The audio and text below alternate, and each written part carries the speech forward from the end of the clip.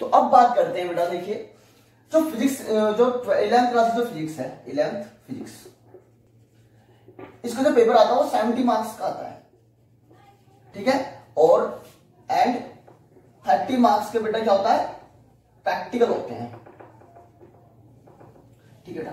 जो 70 मार्क्स है वो किस पे डिपेंड करेंगे, देखिए बेटा सबसे पहली चीज 70 मार्क्स, देखिए बेटा आपकी जो 11th क्लास की जो फिजिक्स है, जो 11th क्लास की जो फिजिक्स है वो डिपेंड करते हैं 3 चीज पर, ठीक है। देखिए सबसे पहली चीज 11th फिजिक्स है, सबसे पहला पार्ट है मैकेनिक्स, ठीक है। इसमें एक यूनिट भी है, यूनिट एंड मेजरमेंट, वो भी बताऊंगा मैं आपको, ठीक है। मैकेनिक्स सबसे पहला पार्ट है। मैकेनिक्स का मतलब क्या होता है, मैकेनिक्स का मतलब होता है बेटा study of motion, study of motion, motion की स्टडी को हम क्या कहते हैं, मैकेनिक्स कहते हैं, ठीक बेटा।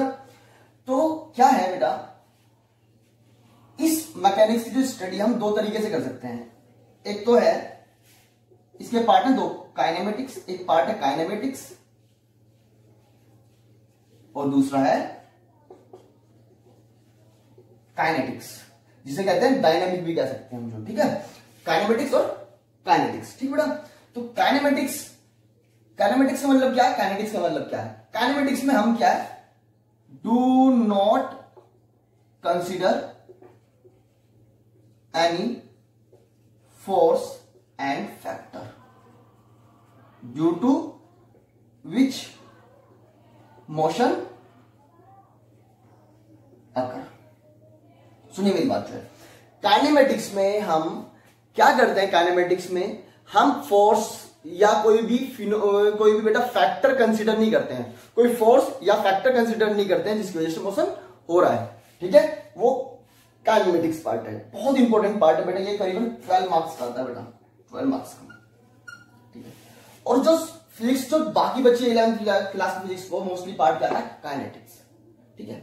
तो बेटा काइनेटिक्स, देखिए काइनेमेटिक्स में क्या होता है, इसमें क्या है, हम फोर्स को या फैक्टर को कंसीडर नहीं करते हैं जिसकी वजह से मोशन हो रहा है। तो इसलिए बेटा इसमें जो चैप्टर्स आते हैं, इसमें जो चैप्टर आते हैं काइनेमेटिक्स में, जो चैप्टर हैं वो कौन कौन से पढ़ने हैं, देखिए पहला पढ़ना है motion in a straight line, motion in a straight line, इसमें कोई भी फोर्स को कंसीडर नहीं करेंगे, ठीक है। अब दूसरा पार्ट आता है बेटा प्रोजेक्टाइल मोशन, इसमें फोर्स को कंसीडर नहीं करेंगे। और तीसरी चीज इसमें पढ़ेंगे वेक्टर्स, बहुत इंपॉर्टेंट पार्ट है, इसमें फोर्स को कंसीडर नहीं करेंगे थोड़ा सा, ठीक है। हालांकि फोर्स एक खुद ही वेक्टर क्वांटिटी है, लेकिन हम एक लेवल तक पढ़ेंगे जब तक हम फोर्स कंसीडर नहीं कराएंगे इसमें, ठीक है बेटा। तो ये 3 चैप्टर्स इसमें आते हैं काइनेमेटिक्स में, ठीक है। काइनेटिक्स की अगर मैं बात करूं, काइनेटिक्स इसमें क्या है, इसमें क्या है, मोशन तो हो रहा है और साथ में हम वो फिनोमिना भी कंसीडर कर रहे हैं जिसकी वजह से मोशन हो रहा है, मींस कि वो फोर्स भी कंसीडर कर रहे हैं जिसकी वजह से मोशन हो रहा है। तो इसमें फोर्स कंसीडर करते हैं, इसमें फोर्स कंसीडर नहीं करते हैं। तो इसमें क्या करेंगे, कंसीडर द फैक्टर और force due to which motion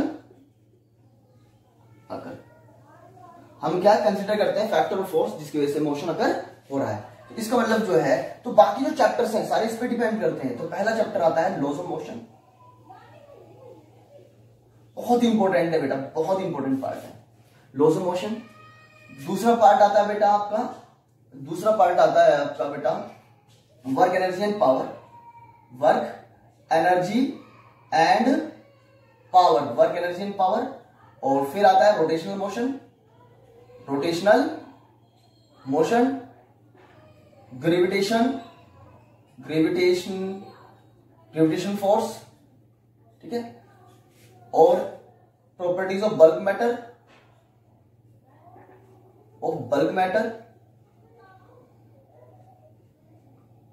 फिर आता है फ्लूइड मैकेनिक्स।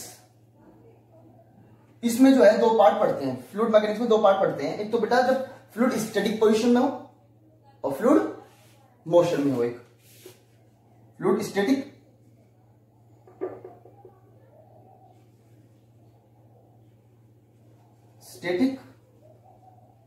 और दूसरा क्या है फ्लूइड इन मोशन, दो पढ़ते हैं, फ्लूइड स्टैटिक और फ्लूइड मोशन। स्टैटिक में याद रखना, स्टैटिक जब फ्लूइड रुका होता है, पानी रुका होता है, उसमें प्रेशर होता है, जब मोशन होता है तो प्रेशर उसमें होता है लेकिन कंसिडर नहीं करते हैं। तो रुके पानी में हम प्रेशर कंसिडर करते हैं और मोशन वाले पानी में हम प्रेशर कंसिडर नहीं करते हैं। तो याद रखना बेटा, ये चीज इस पे ही आती है सारी चीज। पहले क्या है, हम काइनेटिक्स में हीट भी पढ़ा करते थे, लेकिन अब थोड़ा सा नहीं पढ़ रहे हैं, थोड़ा सा, ठीक है। चाहो तो इसका पार्ट है बेटा, आप कह सकते हो हीट, हीट भी तो बेटा क्या है, हीट भी मोशन में होती है, ठीक है बेटा। तो बेटा क्या है, अब देखिए, अब पढ़ते हैं दूसरा पार्ट आता है थर्मोडायनेमिक्स। मैकेनिक्स के बाद है थर्मोडायनेमिक्स। अगर मैं बात करूं मैकेनिक्स, देखिए 11th क्लास का मैकेनिक्स और 12th क्लास का आपका इलेक्ट्रोमैग्नेटिज्म पार्ट बहुत इंपॉर्टेंट है। अगर आप इसे अच्छे से पढ़ते हो ना बेटा, तो बेटा किसी चीज में आपका सिलेक्शन भी हो सकता है, आप अच्छे मार्क्स आपके बोर्ड एग्जाम आप 11th में ला सकते हो, अपनी क्लास में अच्छा मतलब बिहेव, मतलब अच्छी पोजीशन ला सकते हो अगर ये आपका स्ट्रॉन्ग है पार्ट, ठीक है। और आगे वाले पार्ट भी आपको आराम से हो सकता है, ठीक है। थर्मोडायनेमिक्स की बात करूं, थर्मोडायनेमिक्स, ठीक है। थर्मोडायनेमिक्स देखिए, थर्मो पार्ट है, थर्मल पार्ट है, या मैं कह रहा हूं थर्मल पार्ट, थर्मल, ठीक है। इसमें हम पढ़ेंगे हीट, ठीक है, फिर पढ़ेंगे थर्मोडायनेमिक्स और पढ़ेंगे फिर kinetic theory of gases, kinetic theory of gases, ठीक है। इसमें ये वाले पार्ट जो है बहुत इंपॉर्टेंट है, ये वाले पार्ट बहुत इंपॉर्टेंट है, हीट और थर्मोडायनेमिक, ठीक है बेटा। तो अब जो है तीसरा पार्ट आता है, तीसरा part oscillation and wave, oscillation and wave, तीसरा पार्ट आता है ऑसिलेशन एंड वेव, या हम कहते हैं सिंपल हार्मोनिक मोशन। ऑसिलेशन को कह सकते हैं simple harmonic motion, simple harmonic motion. अब बात आती है कि यार मोशन है ये क्या ऑसिलेशन, क्या मोशन है, तो कहते हैं कि आप पहले क्यों नहीं पढ़ाइए, ठीक है। हाँ, हम कह सकते हैं पहले इसलिए नहीं पढ़ा क्योंकि जो सारी चीज जितनी हम इसमें पढ़ेंगे मैकेनिकल पार्ट में, वो सारी इसमें यूज होंगी मोस्टली में, ठीक है। तो ये बहुत इंपॉर्टेंट पार्ट है बेटा, बहुत ज्यादा हम कह रहे हैं कॉम्पिटिशन लेवल में बहुत ज्यादा वेटेज होती है इसकी, ऑसिलेशन वेव की, और ये इतना इंपॉर्टेंट होता है बेटा, पूरी साल बच्चे से पढ़ते रहते हैं मोस्टली में, ठीक है। तो इसे बहुत अच्छे ट्रिक्स बताएंगे, how to solve numerical on it, कैसे हम उस पर न्यूमेरिकल सॉल्व कर सकते हैं, ठीक है। तो ऑसिलेशन एंड वेव्स, ठीक है, इसमें पढ़ेंगे, ये दो अलग ही यूनिट है, ठीक है। देखिए बेटा, ये सारी की सारी चीज पढ़ने से पहले, मतलब पढ़ने से पहले हमें पढ़ना पड़ेगा बेटा, एक सबसे पहली यूनिट है आपकी यूनिट फर्स्ट, वो है आपकी यूनिट्स एंड मेजरमेंट। मैं कह रहा हूं पहले हम ये पढ़ेंगे, उसके बाद ये सारा चीज आएगी, ठीक है बेटा। यूनिट एंड मेजरमेंट, ये हमें क्या मेजरमेंट करना सिखाता है कि, और ये बताता है कि कौन सी चीज फिजिक्स में जो जितनी हम चीज यूज करेंगे, फोर्स हुआ, वर्क हुआ, प्रेशर हुआ, ये सारी चीज, विस्कोसिटी वगैरह कुछ भी, दिखती कैसी है, इनकी यूनिट कैसे होती है, इनको किस नाम से पुकारेंगे हम, सारी चीज ये यूनिट्स एंड मेजरमेंट बताएगा, ठीक बेटा। यूनिट्स एंड मेजरमेंट बहुत इंपॉर्टेंट चैप्टर है, ठीक है। तो इसमें यूनिट पार्ट अलग है और मेजरमेंट पार्ट अलग होता है। और ये बेटा स्टार्ट देखिए, स्कूल अलग अलग स्कूल पे अपनी अपनी डिपेंड करती हैं चीजें जो है, ठीक है। हम जो कहते हैं, हम ये 3 मार्क्स का आता है आपका जो आपका फाइनल एग्जाम में होंगे, ठीक है। और उसके बाद में जो है आपका प्रोजेक्टाइल मोशन, ये जो है प्रोजेक्टाइल मोशन, ये और आपका मैकेनिकल, मैं कहता हूं आपका देखिए यूनिट्स एंड मेजरमेंट, ये आपका motion straight line, projectile motion, vectors, और इसका लॉज ऑफ मोशन, ये हम जो है ये जो है, ये एक तो ये हो गया, और ये वाला पार्ट जो है ये आपको 23 मार्क्स देगा। ये क्या देगा बेटा? 23 मार्क्स देगा आपको, ठीक है। और बेटा क्या है, work energy and power, motion आपका रोटेशन मोशन और ग्रेविटेशन आपको 17 मार्क्स देते हैं। ये तीनों आपको 17 मार्क्स देंगे, ठीक है।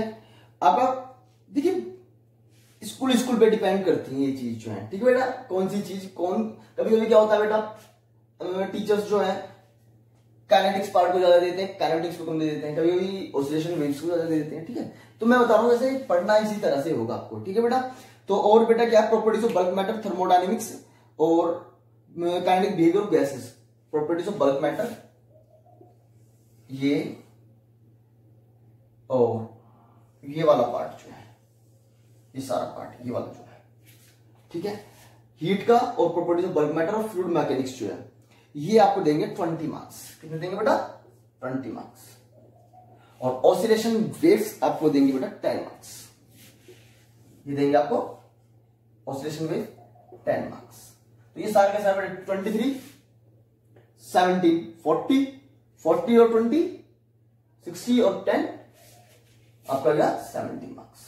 तो इस तरह से आपकी जो 11th क्लास की फिजिक्स है वो 70 मार्क्स पर इस तरह से डिपेंड करती है। तो अगला जो हमारा चैप्टर होगा, अगले जो हम स्टार्ट करने वाले होंगे, हम यूनिट एंड मेजरमेंट स्टार्ट करेंगे और उसका बहुत अच्छे से बेटा बहुत अच्छे से पढ़ेंगे, बेसिक से बेसिक चीज, मजा आ जाएगा पढ़ने में। ठीक है बेटा, तो ओके बेटा, इसे नोट करिए अच्छे से, इसके बाद हम नेक्स्ट चैप्टर पढ़ाते हैं आपको। ठीक है बेटा।